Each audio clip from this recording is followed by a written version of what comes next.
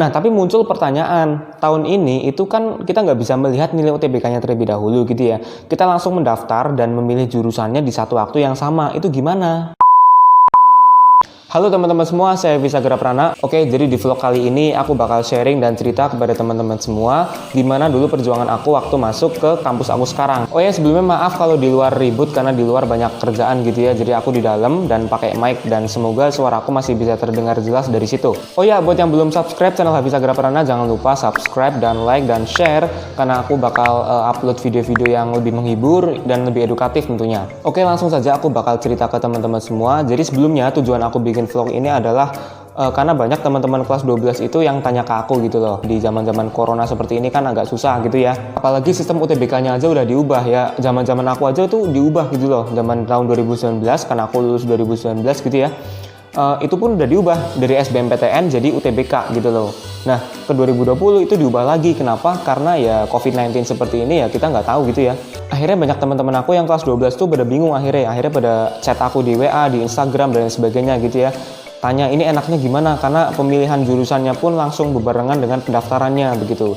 Karena kalau tahun 2019 itu kan kita dapat nilai dulu baru kita bisa memilih jurusan. Tapi kalau sekarang itu kita mendaftar dan memilih jurusan itu bareng dan kesempatannya cuma satu kali, makanya mereka pada bingung. So pertanyaan itu insya Allah akan ku jawab di vlog ini. Jadi teman-teman simak sampai akhir dan teman-teman akan menemukan jawabannya secara tersirat.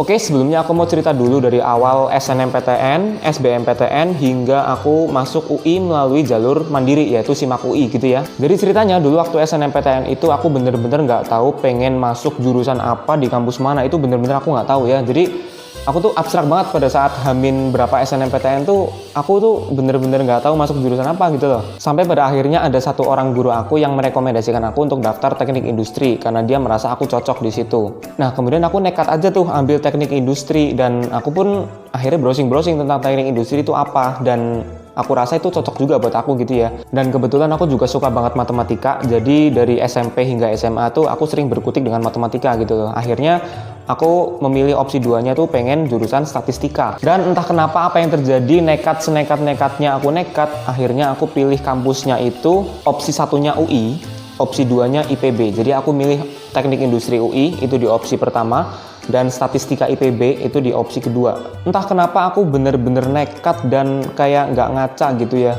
Kok aku berani ambil UI gitu loh. Dan akhirnya ya udah sambil menunggu pengumuman SNMPTN, aku juga belajar buat UTBK. Dan tibalah saatnya ketika pengumuman SNMPTN jam 5 pagi aku nggak lulus. Nah ini yang mau aku ceritain. Jadi perjuangan aku sebenarnya itu menurutku ya itu terletak di SBMPTN, UTBK dan ujian-ujian mandiri lainnya. Jadi pada saat itu aku yang bener-bener angkatan baru percobaan UTBK suruh belajar TPS dan TKA dengan model soal yang beda dari tahun sebelumnya, dengan sistem yang berbeda dari sebelumnya, itu bener-bener keteteran. Sampai akhirnya ya udah aku belajar seadanya aja gitu loh. Aku belajar ya soal-soal tahun lalu, terus dari tryout lembaga-lembaga itu kan ada soal-soal yang mirip TPS-nya gitu loh. Jadinya aku belajar dari situ. Terus pada akhirnya UTBK 2019 itu pun tiba dan aku melakukan ujian 2 kali. Dan aku sebut aja nilai-nilai aku itu UTBK pertama 602, UTBK kedua itu 609. Jadi emang jaraknya itu cuma 7 poin dan angka 609 itu menurut aku relatif tinggi atau rendahnya gitu ya. Tapi kalau aku pribadi menganggap itu 609 itu berada di tengah-tengah gitu loh. Nggak tinggi banget dan nggak rendah banget. Aku nih yang pada saat itu nekat banget ambil UI dan IPB pas SNMPTN, aku nggak akan mengulang hal yang sama. Aku melihat daya saing di sini. Oke, semua kampus bagus, semua jurusan bagus, aku emang mengakui itu. Tapi di sini aku cuma melihat nilai UTBK aku dan pesaing-pesaingku itu berat atau enggak gitu loh ya. Jadi jangan salah tafsir teman-teman. Akhirnya aku ambil kampus yang sekiranya aku tuh pantes gitu loh. Opsi pertama UPN Veteran Yogyakarta jurusan Teknik Industri. Kemudian opsi keduanya itu Teknik Kimia di Universitas Negeri Semarang ya, UNES. Lagi-lagi aku mengambil jurusan Teknik Industri karena aku emang merasa cocok di Teknik Industri ya. Dan saat pengumuman SBMPTN tiba, alhamdulillah aku bisa lolos di opsi pertama yaitu Teknik Industri UPN Veteran Yogyakarta. Dan itu adalah pertama kalinya aku diterima di kampus PTN. Karena sebelumnya aku tuh ya emang udah daftar kampus PTN mana-mana pun itu ya, UGM aku pernah daftar, terus IPB aku daftar, terus waktu itu aku daftar STIS juga ya, aku juga minat kedinasan pada saat itu. Dan akhirnya ya udah aku bisa dibilang sampai titik ini aku bisa dibilang ditolak 4 kampus. UI, IPB, UGM, sama STIS. Tapi pada akhirnya di SBMPTN aku bisa diterima di Teknik Industri UPN Veteran Yogyakarta, dan pada saat itu aku benar-benar seneng banget karena itu merupakan waktu pertama kali aku diterima di kampus PTN. Terus aku langsung OTW ke UPN Veteran Yogyakarta, naik travel sama saudaraku ya pada saat itu ya, daftar ulang dan dapat jaket alma mater UPN Veteran Yogyakarta. Tapi pada saat itu teman-teman, aku tuh udah terlanjur daftar SIMAK UI gitu loh. Dan ya udah, akhirnya aku langsung berangkat ke lokasi tes. Pada saat tesnya tiba begitu ya, aku waktu itu ambil di Jogja dan aku langsung ngerjain pada saat itu, dan itu soalnya bener-bener susah banget bre. Oh ya BTW, waktu SIMAK UI aku itu ambil 3 jurusan, yaitu Teknik Industri UI, lagi-lagi aku pilih Teknik Industri, yang kedua itu Matematika, kemudian yang ketiga adalah Geofisika ya. Jadi 2 jurusannya dari Fakultas MIPA, yang satu dari Fakultas Teknik. Hingga pada saatnya pengumuman SIMAK UI itu tiba, dan aku tuh deg-degan banget tuh. Dan aku buka di websitenya, ternyata aku lolos, alhamdulillah. Dan ini bener-bener rezeki nomplok buat aku, karena sebelumnya aku pernah mendaftar UI, pengen mengidam-ngidamkan UI gitu ya, dan akhirnya ditolak. Dan ketika sekarang dikasih, aku tuh bingung banget gitu loh. Aku udah dikasih UI jurusan Matematika ya, jadi aku keterima di jurusan Matematika. Aku tuh bener-bener bingung banget pada saat itu mau gimana ini ya. Aku udah terlanjur daftar ulang di UPN. Akhirnya aku sholat istikharah meminta petunjuk, dan aku bisa berpikir jernih, alhamdulillah. Pada saat itu aku memilih untuk meninggalkan UPN Veteran Yogyakarta dengan mengirimkan surat pengunduran diri dan kemudian mendaftar ulang di UI. Dan ya udah, dengan keputusan yang aku bikin secara mendadak, akhirnya aku langsung berangkat ke Depok sendiri. Pada saat itu aku sebelumnya transit dulu di Bogor, tempat saudaranya aku gitu ya. Terus aku daftar ulang ke UI, dan itu bener-bener aku tuh kayak mimpi banget gitu loh. Dari SNMPTN aku berharap UI, terus akhirnya ditolak melalui SBMPTN, ujian mandiri kampus-kampus manapun itu, dan akhirnya aku dikasih di akhir-akhirnya tuh.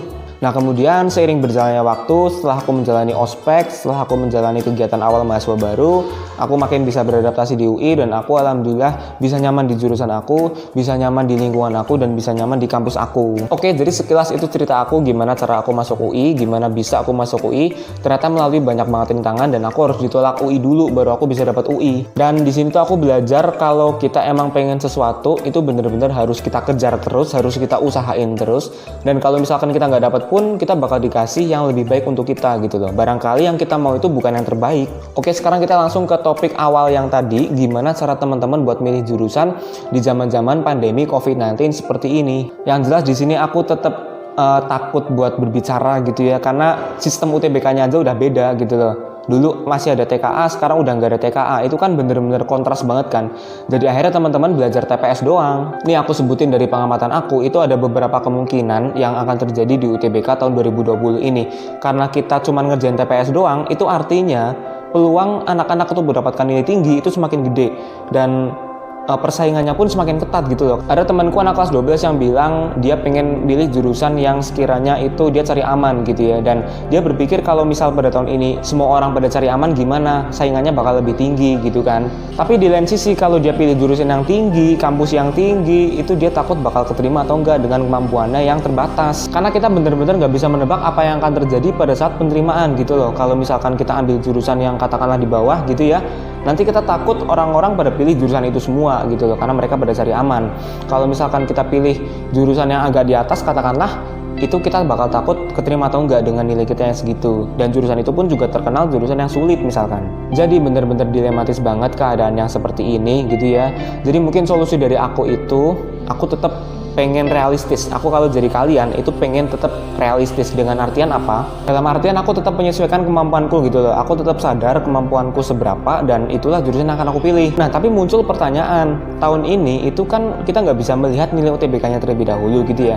Kita langsung mendaftar dan memilih jurusannya di satu waktu yang sama. Itu gimana? Nah solusinya menurut aku, ini mungkin nggak tahu kesampaian atau enggak ya, teman-teman bisa ikut try out gitu ya. Karena try out itu bener-bener guna banget buat ngecek kemampuan kita itu seberapa.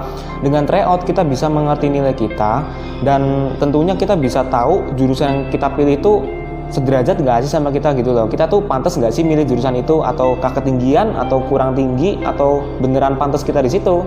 Tapi kalau teman-teman nggak sempet tryout dan udah mepet-mepet pemilihan jurusannya begitu ya, menurut aku sih tetap realistis aja. Nah karena parameter realistisnya itu nggak ada, dalam artian kita nggak bisa melihat nilai UTBK kita dulu gitu ya, maka solusi terbaik adalah kuatin doanya ya. Karena teman-teman nggak cuma belajar, nggak cuma usaha, tapi juga berdoa gitu loh. Karena ya siapa tahu di pandemi seperti ini tuh jadi rezeki buat teman-teman semuanya.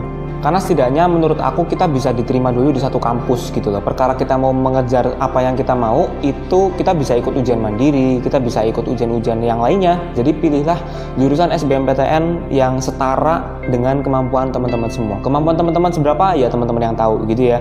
Teman-teman bisa ukur sendiri. Aduh, aku kemampuannya segini nih. Aduh, aku nggak bisa di sini. Berarti jangan pilih jurusan ini gitu loh. Dan nilainya seberapa, nah itu aku nggak berani komen ya. Yang jelas di sini aku menekankan sesuaikan dengan kemampuan teman-teman semua. Teman-teman bisa mengerjakan soal TPS-nya itu seberapa banyak dan seberapa yang benar, dan kira-kira teman-teman mantap di jurusan yang teman-teman incar, kenapa tidak? Dan yang paling penting, jangan lupa untuk meminta doa restu dari orang tua dan berdoa kepada Tuhan Yang Maha Esa. Semoga teman-teman selalu dilancarkan dalam segala urusannya dan bisa diterima di jurusan apapun yang teman-teman mau. Oke, segini dulu vlog dari aku. Semoga bermanfaat dan semoga teman-teman bisa mengambil apa yang ingin aku sampaikan di video ini. Dan kalau teman-teman memang suka, teman-teman like dan subscribe channel Hafiz Sagra Prana, karena ke depan aku akan bikin konten-konten yang menghibur dan lebih mengedukasi tentunya. Dan teman-teman bisa share juga video ini ke teman-teman kalian jika memang video ini bermanfaat dan jika memang dibutuhkan. Oke, sekian, saya Hafiz Sagra Prana. See you and goodbye. Dadah.